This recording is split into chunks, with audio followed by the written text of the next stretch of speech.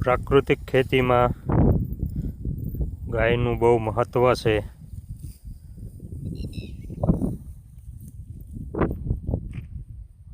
મિત્રો, આપણે પ્રાકૃતિક ખેતીમાં કપાસમાં મગફળી વાવેલ છે અને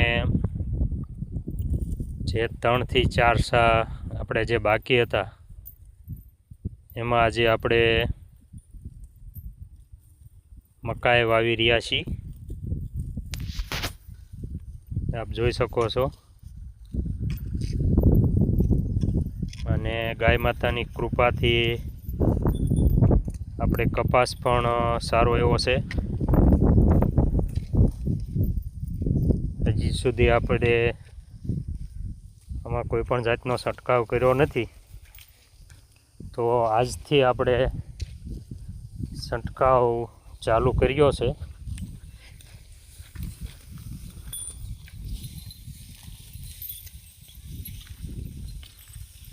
તો બધે જમીનમાં આપણે 10 પૌણી અર્ક અને ખાટી છાશ એનો છંટકાવ ચાલુ કરી દીધો છે.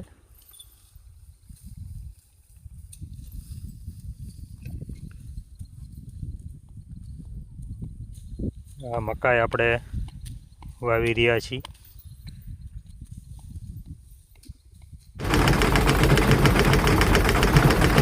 તુવેર અને સોયાબીનમાં આજે પહેલો છંટકાવ 10 પૌણી અર્ક, ખાટી છાશ અને યોંગ તેને મિક્સ કર્યું છે આપણે.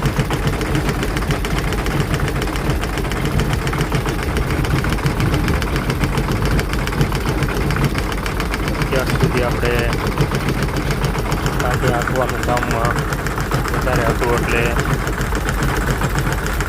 એમાંથી નવરાઈ નહોતી મળતી, એટલે છંટકાવ નહોતી કરી શક્યા. હવે જમીનમાં પણ આપશું અને છંટકાવ પણ કન્ટિન્યુ 1 થી 2 મહિના આપણે મહેનત ચાલુ રાખશું.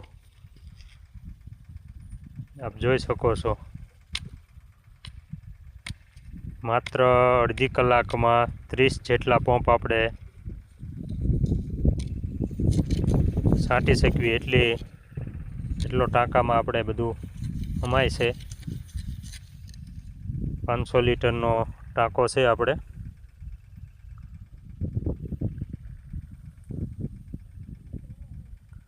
ને પ્રાકૃતિક ખેતીમાં જેટલું વધારે છંટાય એટલું સારું.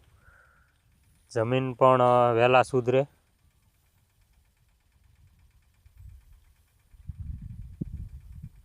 આપ જોઈ શકો છો.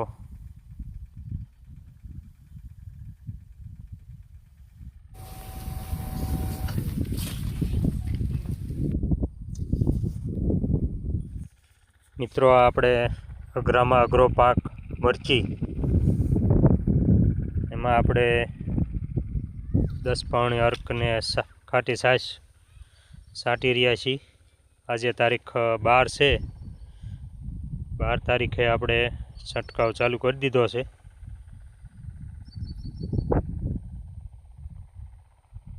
મરચીમાં થોડાક ખાલા છે જે પૂરી ઉગી નહોતી, બાકી મરચી. મિત્રો, આપણે આજે ડુંગળી વાવવાનું ચાલુ કરી દીધું છે. ડુંગળી 3 થી 3.5 વીઘામાં આપણે અત્યાર સુધી આપણે પશુ તૈયાર કરીને રાખ્યું હતું. અને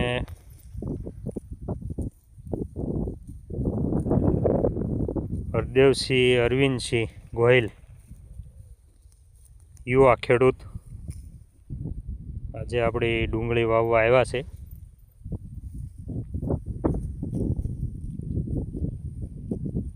આપણે વાવણીઓ તૈયાર નહોતો અને ડુંગળી થોડીક ઓછી વાવવાની હતી, એટલે હરદેવસિંહને કાયમિક બધે વાવે એટલે એમના ફાય પણ સારી હોય અને કેટલી ઉતારવી બધી ખબર હોય, એટલે આપણે હરદેવસિંહને બોલાવી લીધા ને આપણે આજે ડુંગળીનું કામ પણ પૂરું કરી દીધું.